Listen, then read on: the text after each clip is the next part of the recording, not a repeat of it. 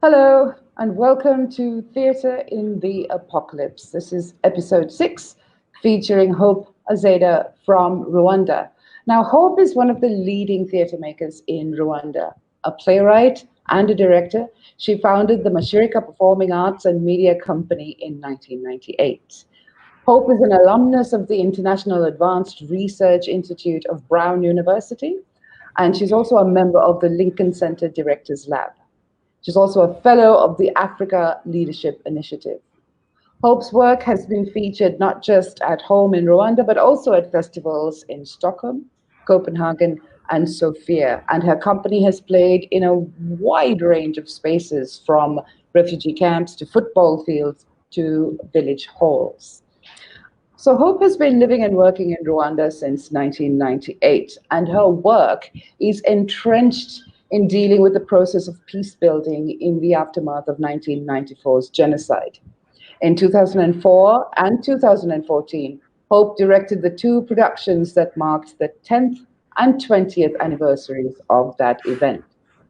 In 2015, Hope was named a laureate of the John P. McNulty Prize. And with this award, Hope set up the Ubumuntu Arts Festival, now in its 6th year. The festival is a platform for promoting social healing in the aftermath of trauma, and also advocates arts education as a tool for healing and dialogue. I was fortunate enough to perform at the second Ubumuntu Festival in 2016, and I met Hope and some of the amazing actors from her company, Mashirika, at that time. And here's the Sri Lankan connection for you. So Hope is also a collaborator on the Dear Children Sincerely project, which was set up by Sri Lankan playwright and director Rwandan Chikera. As you know, Dear Children Sincerely is a memorialisation and peace-building project, and Mind Ventures has also been collaborating with Rwandan and her group in this project, and that's how we met and came together. Hope, thank you so much for taking the time to join us. I know you must be incredibly busy with the 6th festival coming up. So just tell me, how has your day been? What insanity has happened? My day has been a very nice, beautiful storm, as always. I mean, working online don't seem to have like a proper timetable of things running. You're on phone, you're on computers 24/7. And today was we had a very crucial meeting, which is one of my best favorite meetings. This is just working up and cleaning up the lineup, for the festival. And the challenges we've been having with just artists to understand that we are shifting to a digital platform, and them just to realize that they're not going to be in the physical in a physical space with an audience, but just taking their content out there online and trying to push them. So what exactly are you going to do? What is your intro like? What is your piece like? How long is your video? Oh, and just talking to them, it's heartbreaking. It's like you're parting with your treasured ones, like your golden moments or your loved ones, but at the same time you have to keep walking. And you just have to trust the process. So trusting the process, calls for a lot of courage. So my day has been like that, trusting the process. Yes. Listening to the inner voice saying, come on, keep going. You're going to get there. This is going to be fine. But, when you're used to the energy in the physical space, just eye-to-eye contact, heart-to-heart connection, and then finally just putting things out there. So that was my day, like encouraging myself to trust the process. Yeah, I mean, Hope, that is an extreme step, isn't it? So does that mean the whole festival is going to be an online experience? It's going to be an online experience, but of course, like about 60% of the content is pre-recorded content, and then 40% is live. Right. And so coordinating the live, the pre-recorded, it's a world that I never saw coming. But again, it's here with us to stay, and we just have to walk and learn how to walk at the same time. Yeah. I mean, but you have sort of quite a lot of experience in film, so that must be kind of helping you also as curator to kind of figure out how to move forward. It's helping. For example, like the opening anthem of the festival is called the Flames of Hope. And we have 6 countries contributing to the anthem. But they're not going to meet physically. They've already like sent audio, which are trying to mix in a studio. But at the same time, we need their footage doing this. Oh. You know, lot. And, gosh. Yeah, well, but it's gonna be fun. Yeah. I mean, you have all our good vibes, and you know, really good wishes that it all goes well. And thanks for having me. I mean, this is really important that we get to share and learn, and just know that we are there for each other in this global crisis that we're all trying to storm through. Yeah, I mean, how has it been in Rwanda? I mean, let's talk about sort of the whole lockdown process in general, and what happened in Rwanda. How has it been for you?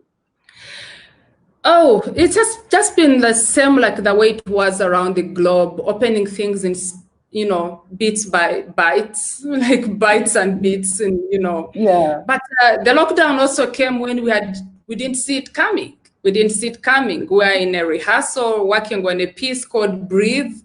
That was like around mid-March. Then as we are progressing towards this piece, which was supposed to perform on the 7th of April, at the commemoration of genocide, that's when announcements were coming on board that we have to all go in the lockdown. So, how the virus came, it took long to hit Africa, to come to Africa. So we kept saying, that thing will go. I mean, we've weathered things. So much. It didn't feel like it was something that was going to come and say, you get inside. You just don't come and get. You run for your life. You run for your life. This is the way you can only live. And when we stopped rehearsing and went back in our homes, that was really heartbreaking as well. I mean, we had 8 dancers that had been really training intensively together for about 2 months, getting to know each other, getting to know each other's energy. And we're working on this piece that was resonating with all of them. And then suddenly you're told that you go home, and the commemoration of a genocide, which also comes with its own emotions of anxiety, uncertainty. You don't know how you're going to react or be. And then you have to do all this on your own, on top of facing COVID-19 crisis. So it was a double-layered kind of wave that hit us and artists in this space. But where we said, we have seen Rwanda come through difficult times. We have seen Rwanda stand as a cactus tree in the desert, regardless of how much your body has been tortured, your spirit can never die. So this is nothing that is going to shake us. This is not anything that is going to take our art from us. You can separate, you can do anything to a dancer, but you cannot take away the dance from them.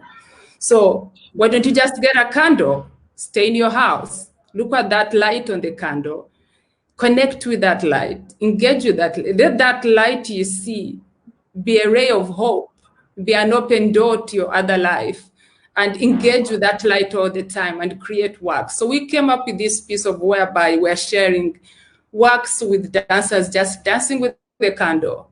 So initially people would meet in groups to commemorate around the fire or burn, light candles, but now you alone with your candle in your house. Yeah. How do you... So for me, that was a journey to start like really looking into self and say, there is a reason why this is happening. There is a reason why the world is in a stop mode. And that's what we should be. We should look for. I remember I wrote a small text saying there is, in every horror, there is beauty. There is a will to look for it. So I embarked on a journey to look for the beauty in this horror. And it's worked. That's wonderful. And the more I have read about your work over the last couple of weeks, the more I realize that is really what drives you, isn't it? It's looking for the beauty in the horror. And my goodness, you have had to deal with such horror and such trauma. Really, you live with it, and it's so much a part of your work. And what I find really admirable is that you always say, in everything you quote, you're talking about having hope, and talking about forgiveness all the time. And I mean, that's an amazing quality, considering sort of the really, even trauma is not enough of a word to kind of describe what happened to your country. That's brilliant. I just want to ask you, in your own words, because we're going to talk about your work and the kind of theatre you're making, but just to provide a little bit of context for people who might not be that familiar with what happened in Rwanda, and in particular, I think, what is this division that is there between the Tutsi and the Hutu? Can you just give us I know it's a really difficult question and it's impossible to summarize, really, but in your words, can you give us a kind of brief summary, I don't even know if that's the right word, of what happened, what really led to the genocide of 1994 and the aftermath of that? Definitely, it's a very long history to get into and dig into the layers, but to just try and summarize it up, is you had this nation together, united. In the artistic visual form, I always see it as one circle. And then this circle, there was the colonialists came to this circle, to this country, or to this nation, or to this group of people. The whole drama started around 1962, when the Belgians came to colonize the country, and social classes were built according to who has more wealth or more cows, who has less. And then what was the one circle visually divided into 3 circles. And these 3 circles came with an ID. That's when the IDs, identity cards, were introduced. And they said, you have more cows than your Tutsi. You have less than your Hutu. Then you have less than your Hutus. Then the social classes were built like that. So it was never even tribes. So for me, I think that was the journey of dehumanization that started by just giving people labels that you found had a tribe, that had a way of living, had a way of doing their own things, had their own culture. Then they are divided into these categories of people. And already for me, that was the journey of dehumanization that started then. And when it started, of course, it built tensions, which tensions led to a social bomb in 1994. But I'm from the generation of whose parents left Rwanda in 1959, because there was a pre-genocide, which we always quote was not a well-done job, because usually genocides have one mission. They come on board with a purpose to wipe out a race or certain people. So in this case, it was the Tutsis being wiped out. So our parents, my generation of parents, left in 1959, and I found myself in Uganda. That's why I was born and raised and grew up. So that's why my name is Hope, because a lot of kids born around that time were given all these names that are hope, peace, faith, joy, things that people never had, like refugees, named it like. So that's why you find a lot of work I do has that, because it's also, my mother had also a big part to play in this, because she never planted thoughts of prejudice or telling us, because I didn't even know I was a refugee growing up, because she had protected us and she had built walls of love around us, that it's not until we went out of these walls to school, the people started pointing fingers at, oh, so you're a refugee, you don't come from this country. I'm like, okay, so where do I come from? So you start going back to your parents, asking them, what are we doing in this country? They say we are refugees, why can't we go back? But they never gave you enough information. So anyway, to cut the long story short, that's how the divisions were started. And it culminated in 1994 genocide, from the refugees of the children that had left and lived in exile for 30 years. And then around the 90s is when there was a big force of refugees wanting to come back home. So around 94, due to all political entangles that have never been explained properly, and no facts can ever justify the acts, at the when the president's plane at that time of Rwanda was brought down, that's when it sparked off that fire. And from April to around July, about 100 days, 1 million people were killed in just that time. So Yeah. I came to Rwanda after all that. And then I found, of course, the country on its rising feet to live again, to unite, to talk about forgiveness, talk about reconciliation, talk about all these things. And then that's where hope comes in, like in that phase. So basically, that's how it all came to be where it is today. Yeah. Okay. And I notice again in interviews, when you've been speaking about your work, you have said, justice is the courage to let memories of lost loved ones take their place in our hearts and minds, rather than those who took their lives away. And you've also gone on to say that forgiveness is the best bridge to living freely.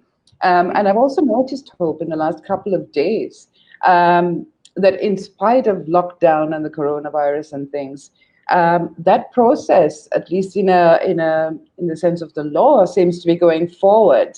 I read that last month the French capital has approved the extradition of Felicien Kabuga, who was the president of your National Defense Fund, in 1994, and he's been on the run for 26 years, and now he's going to be extradited to Rwanda.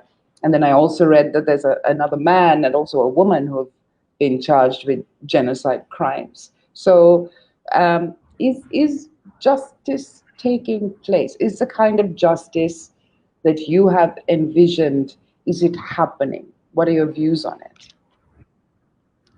I think it's happening. It's happening. I mean, that's like one good testimony that, regardless of whatever drama may go around the acts we have done as human beings, and I'm one strong believer of karma, it's there, it lives, it whether you like it or not. I mean, the seeds you plant today will be the seeds that you'll grow, the plants will grow from those seeds. So there's no way you can plant evil seeds and you reap seeds of love. Yeah. So what they did years ago, justice will catch up with them. For me, that's how I see it. I've seen this. It may not catch them, like maybe they may not bring them to the courtrooms and all that. But again, mentally, it catches up with you. You're haunted by the voices that you saw go under your hands or under your watch. We are haunted by the acts we do under our watch when we do nothing. We get haunted. You keep being reminded, oh, I passed by a man and I didn't help and he was asking for help. So that there's something that naturally sticks with you. And for me, that has given me a peace of mind. If you do something wrong to me today and I have no power to do something to get justice back, I know somehow you'll get your justice. It's just a question of time. Yeah, what goes around comes around. Exactly. That is the norm. That's what it is. Yeah. And our people, I mean, the idea of peace building and memorialization, it's been, over 25 years now. Do people appreciate it? Do people want it? Do they understand the need for it? I always say people are people. You can only know what people are thinking if you can manipulate their hearts and see what's written in their hearts. Yeah. But the question here is, what is the truth? The fact that peace is a peaceful word to talk about. For me, I think it's like going to a pharmacy and they tell you, these are good vitamins for your blood. It's how you take them or how you not take them that it works. But they've done their job. So you have talked peace, you have planted your seeds of peace. I think you wait for them to grow. But humans, again, are humans. And I have learned these humans are humans words from two different gentlemen. One was Romeo Dallaire, who was the UN High Commissioner in Rwanda during genocide. You know, he was let down by the UN organization to give him enough weapons to stop genocide. And it haunted him till he tried to commit suicide on several occasions. If you have read the book Shake Hands with the Devil, written by Romeo Dallaire, it's when he's been found in the park in Canada. This is a guy who has retired from the UN, he's gone back, but he's haunted by the fact that he did nothing to save people. And he, in many cases, he has to be watched because he wants to commit suicide. So when he's interviewed, he always goes back to one word: humans are humans. I wanted to do this, but I couldn't do it. I was let down by humans. That I was trying to save humans, you know. And then the other guy I learned a lesson from is a perpetrator during genocide. He's called Emmanuel. For him, he just focused on killing children, you know, because there was this whole propaganda that of dehumanization, that Tutsis are cockroaches. Because when you start naming you things like cockroaches, you're this and this, you know, kill even their babies in their stomach because they will give birth to cockroaches. So a man was manipulated to think that even the babies to be born are his enemies. So he just went hunting down babies. But after genocide and after he did his whole set, because he went to jail, there was this forgiveness and justice kind of sessions where people would be invited back in the communities, the gachacha sessions. He asked for forgiveness and the whole community forgave him. He was in jail for about, I think, 10 years, and he came out and asked forgiveness. But when you interview him, he says, every April, I hear voices of children I killed cry, saying to me, don't kill me. At that moment, I hide and cry. And when I hide and cry, I say to myself, the whole world has forgiven me, but I've failed to forgive myself. Humans are humans. So humans are humans, you know, in terms of peace and peace building. Today they speak peace, tomorrow they can go the other way. So, you know, we are explorers of life, I think, we as humans. We just always want to like explore different things. Yeah, I mean, hopefully we continue clinging on to that word, human. And actually that's what the name of your festival is as well, like Ubumuntu is for humanity, or it is humanity. And we're going to get to that in a moment. But I just wanted to ask how things are now. I mean, is everything peaceful? Because when I was sort of looking back at your history, and it is so complex, Hope, I mean, I still can't sort of, you know, the power struggles and the changes, and I mean, it has been going on for a long time. How are things now? Honestly, Rwanda is really peaceful, to be honest. It's one of the most peaceful countries. It's crazy. It caught fire for 100 days. And after that 100 days, Rwanda was always among the safest countries to live. It is one of the most beautiful countries. It was one of the most developing countries in terms of, you know, economy and all that. You know, the tourism, everything is just on a fast track development. And after all this, so things, I must say, are really good. We're in a space where we as artists, I can really like say, I can write a play, take it for rehearsals and produce the production. Previously, it was not easy for me to do something like just to finish a whole project. So things right now are really, really, really good. I think, to be honest, then in the right space. And we just need to do more, of course. It's not paradise, but at least it's not compared at all to what it was in history, in our history. Yeah. But what is theater like now? Is it mainly English language, or do you have Kenya Rwanda plays as well as French plays? I mean, what's the kind of vision? Because we in Sri Lanka, we have, like, you know, definite sort of Sinhala theater, English theater, and Tamil theater. Is it the same there? Well, it depends on who is producing the theater and what their background is. My background is like a pizza with so many things dropped on that pizza, you know, everything, you know, there is meat, there is palm oil, there's vegetables. So my theater is very reflective of what my journey is. And my journey is a mix of everything, community-based theater, English theater, and it really depends on who the audience is. And right.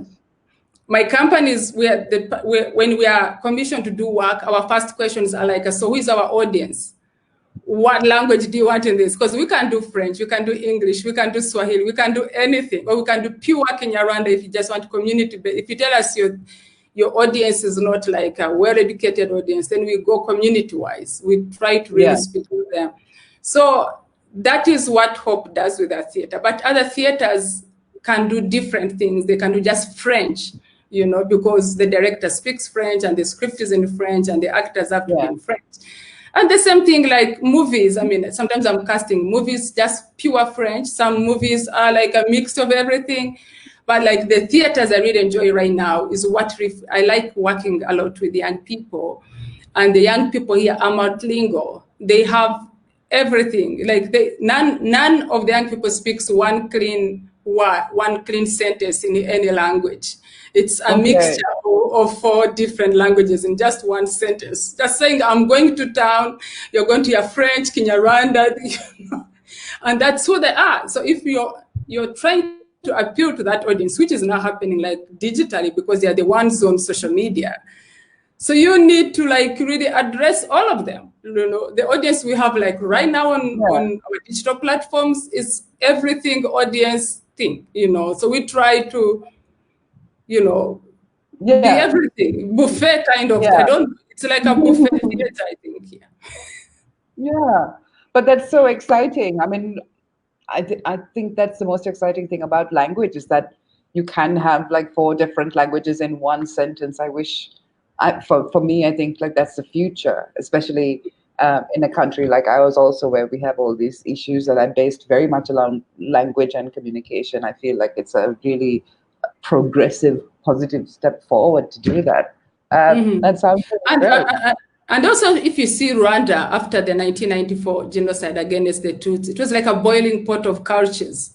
You know, you had so many people return from different countries around the world. You have Rwandese who speak Japanese. You have Rwandese who speak German. You have Rwandese who speak Congolese, whatever. It's like everything came back to this pot. So how do we live together? So for me, I found like the different languages and different cultures add color to our performances. And instead of bringing differences, for me, we embrace it as some colors and nice colors just being on this canvas of whose life we share. Yeah. Talk a little bit about Ubumuntu, which you set up in 2015. What has the reception been? How happy are you? Because your intention is to really promote not just your company, but all artists and African artists kind of engaging with the idea of using arts for social healing after trauma. How has that progression been?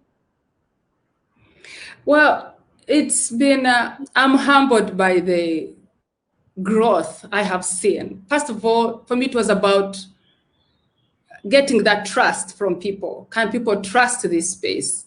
It was about, can people come to this space? Can people go to something else that is not just about commercial theater? It's about, you know, a space that is just there to unlock certain conversations that we don't want to have at home.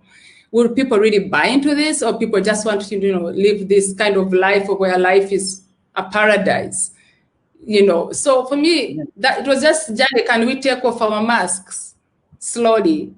Can we take off this mask? And also the space being at the Genocide Memorial with 300,000 people buried in this space. It was just a big risk because no one wants to be reminded of that. No one wants to, they only want to come, the local community only goes there to put flowers on their loved ones. You know, it's like someone telling you they're doing, you know, a space near this space that is, they're doing an activity or an event in this kind of space. So people are like, the moment I mentioned, why don't we start a festival based on humanity, questioning what a human is, and we do it at the Genocide Memorial? Because this is a space where it's like a canvas of failed humanity. How can we go back and we check in ourselves? What is to be human? What happened? Which other countries around the world are at the verge of going to this dark path where we have been? How can we warn them of the signals? How can we warn them? And people are like, Hope, are you crazy? Why take a festival in that place like that? I'm like, where do I take it? I don't do any other art apart from this kind of art. You know, I've dealt with forgiveness, with justice, with reconciliation. So I didn't see that conversation happening elsewhere other than that space. But it's been really amazing to see that 6 years down the road, about 50 countries have graced this space. And once these countries come or these artists come, I love the fact that our conversation does not end at the festival. It starts off collaborations, like I've done with Sri Lanka, with the Dear Children Sincerely, that it has helped me build a bigger family in terms of a closed circle of life, of a life where we create safe spaces for introspection. You know, it is this kind of things that for me, I was looking, can we have a space where you don't even have to clap at the end of the performance? You can just pick up your bag in silence, drive home thinking about what you just saw. And it had come to that level. And I'm really very, but it had also helped me become a better person and a better artist who tries to walk like a crab. You know, you feel things a bit and then that energy directs you. And just like, for example, an example I would give you right now is, you have our theme for this year is Stop, Breathe, and Live, which theme we started promoting last year and happens to be on everybody's lips now. Breathe is like breathe. So you become like more of like how did you, I think it's, somebody said, oh, I'm beginning to get scared with the kind of themes you guys come up with. Because last time we were talking about borders, barriers. It was always like migration, you know, this drowning in seas, but also the mental health things. And then we're talking about breathe, how it is important in our lives, but we take granted for that. And then this year comes, we find ourselves in a stop mode where literally the festival was like stop. So we stopped, even the festival stopped. And now we are looking for transition to breathe so we can live. So Gosh, I was very struck, and just following on from what you're saying about the relevancy of Stop, Breathe, and Live. You had a post on Facebook, I think it's probably also on Twitter, which states, to forget is to erase. And I wanted to unpack that a little bit, not just in terms of what your country has gone through, but also in terms of this kind of almost his frenzy that we're seeing, like in America and England, you know, people toppling over statues, beheading statues. You know, Google, I think, even removed Winston Churchill as one of the prime ministers of England for a few hours until people said, what are you, nuts? And he's back again. But can you just unpack that statement in light of what is happening currently? I mean, do we understand what is going on here with all this toppling things down? And is that actually solving anything? That is the thing. Humans, you know, we are given the gift and ability to choose, but it ends up with our choices, that the way we make. I mean, if somebody's life has been taken away, and you think you're just going to forget that life never goes away. It stays with us. It lingers around our lives. And it's a stain on our history. So there's no, you can delete this. You can try and ignore this stain on your history or this scar on your skin, but the scar remains there. See, there's no way you can erase this, and to forget and acknowledge that these are human beings whose life was not taken away because they are criminals, but it's just because their own crime was to find themselves in a world that they did not even choose to come to. You're just born like the way you're born. And you, behold, you're in this world, and this world starts like criminalizing you. And even if you die, people don't even want to talk about you. Your name is forgotten. Your name is what? But you cannot delete that. We are a shared people forget that we're a shared humanity, and that your pain today can be my pain tomorrow. That is the thing. So the empathy is supposed to be reinstalled. So I think to forget is to erase, is to show you that it's impossible. It's impossible. We are interconnected spiritually, whether we are there physically or not, but our existence never leaves, and that can never be deleted. That's why even people that were killed years and years ago, their names keep coming back. It keeps holding, because that person is walking around us, not physically. They are gone, and they're even in a better place that doesn't call them names or anything, but they are so present. They're so present. They came from a place, and the places exist. Yeah. And I think the thing that people are not getting is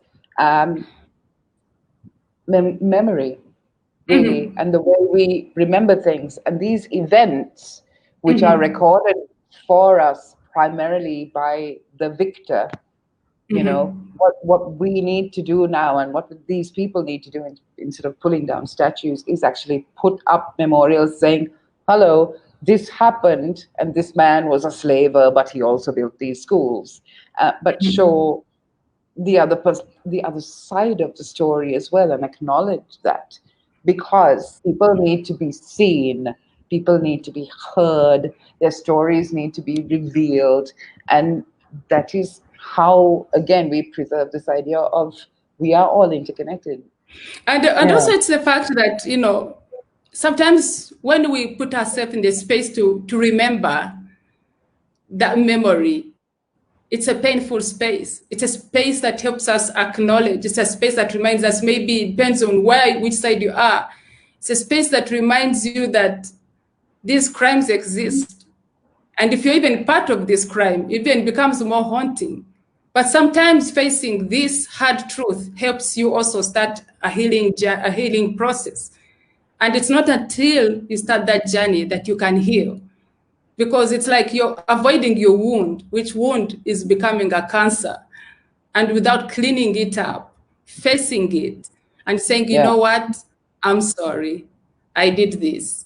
But, it's not until you come to that acknowledgement of you yourself, saying, even if you're a victim on the side of the victim, like, well, this happened, but whom do I want to replace? Whose seat do I have in my heart?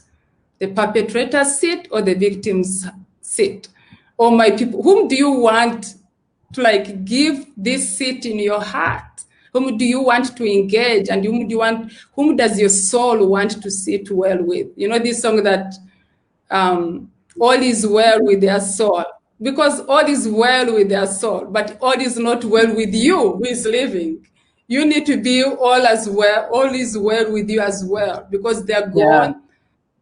It's painful, but all is well with them. So let it be all is well with you as well. Instead of, chewing on this and hate and revenge and all this stuff. So to forget is to erase, has so many layers.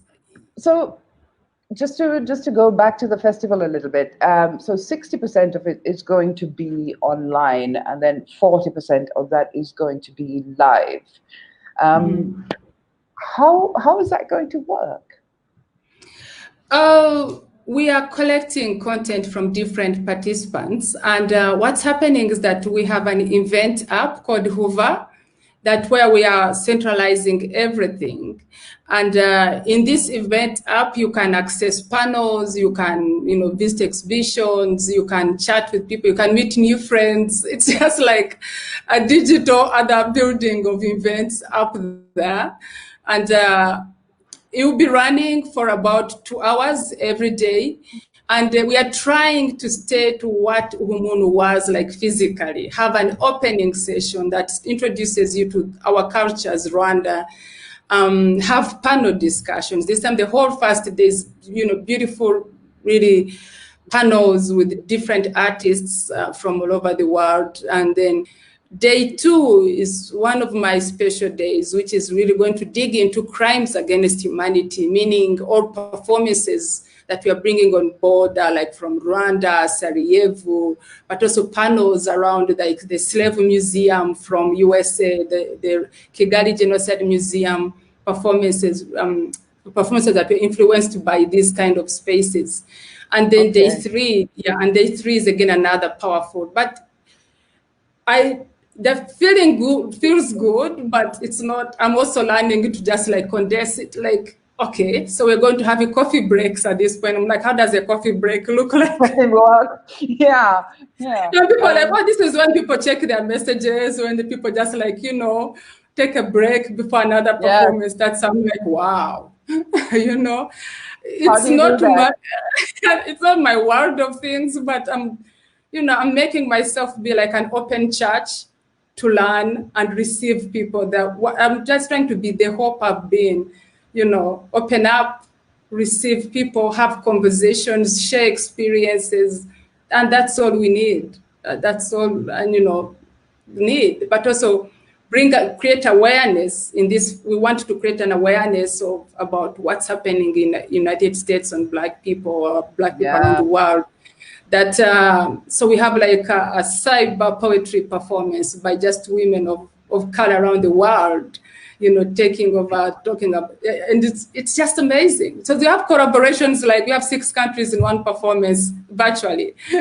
So we have technicians trying to put all this together. You have people working here, like we have a live studio in Kigali where we're doing social distancing things, but at the same time, we have another studio elsewhere trying to broadcast this. Honestly, Tracy, I don't know what is going on, but it's beautiful. It feels good. Yeah. Well, from what little I know of you, I have no doubt that you're going to get a handle on it eventually. But what a christening by fire, almost, kind of just being thrown into this. So sorry, were you going to say something else? I'm just saying, like, let's meet in this church and congregate and celebrate humanity and try to question things making our beings uncomfortable. That's all. Yeah. That's quite a lot. But what does that mean for Mashirika, though? I mean, I take it because you're going mostly on. I mean, virtually the whole festival is online.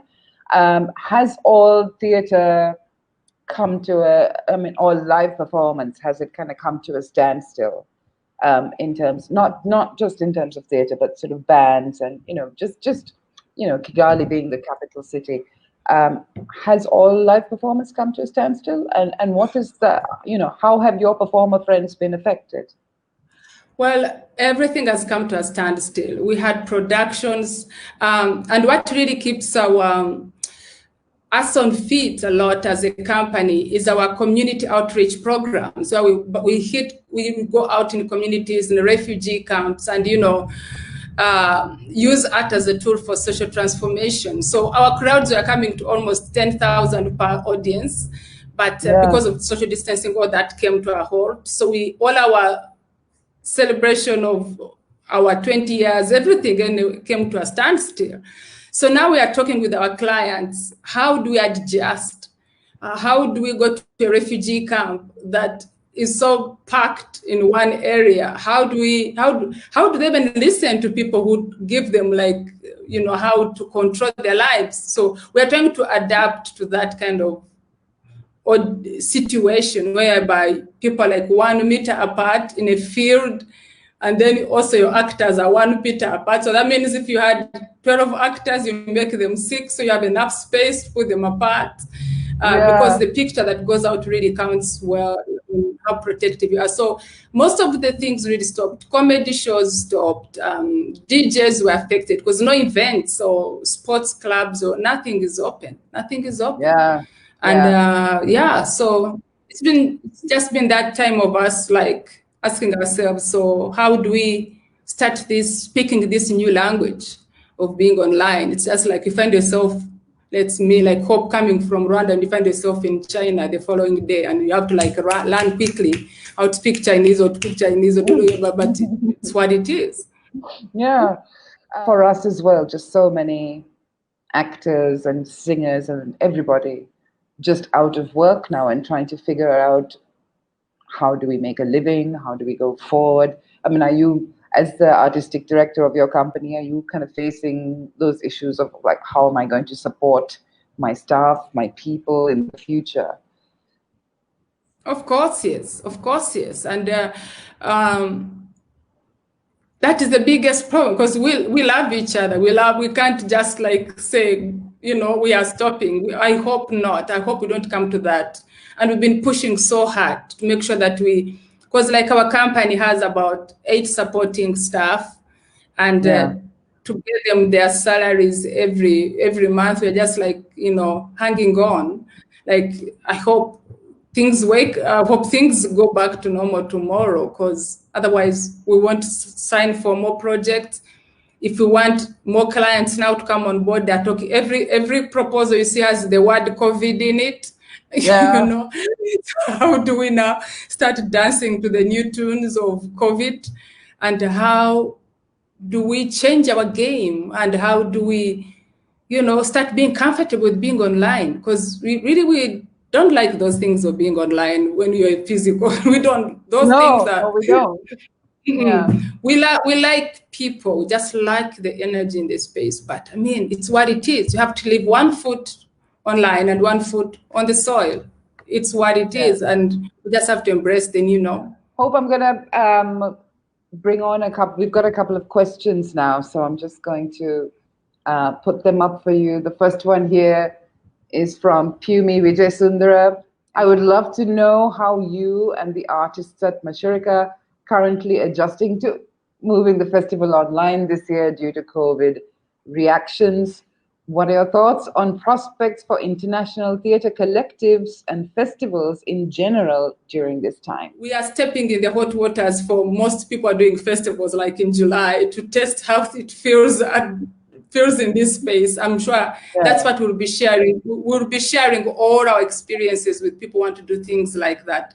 And perhaps we need to keep going. Maybe Ubumuntu has to be half virtual, half real in future. So because now we are in love with an audience that we've created for the last 3 months online, and we cannot just drop it and say, oh, bye, we are back to land, So we have to go with both our audiences. So yes, our doors are open as always. Yeah, and I think what you're going to do in terms of sharing how it went is going to be so useful, because there are so many people just going, oh God, how are we going to do this? And the more people, I guess, who share their experiences, the more we can kind of figure out what this landscape is going to be. Thank you for that. And here's another question. Could you speak to the interplay between Rwandan, German, English, and French theatrical forms in Rwanda?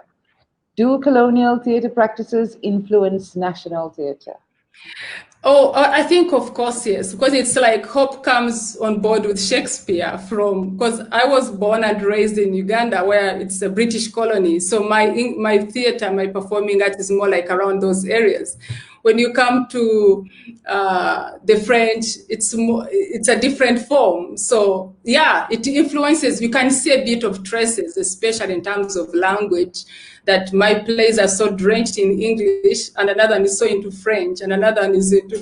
But to be honest, for me, I love working with young people, and I love embracing anything that, as long as it speaks to that moment and brings fresh energy on board, we hug it and go and we pick it and work with it. But yes, obviously, colonial forms affect other forms of theatre in different categories. On that note, I'm going to stop the questions and say thank you very much to Hope for giving us so much of your time. I know how busy your days must be.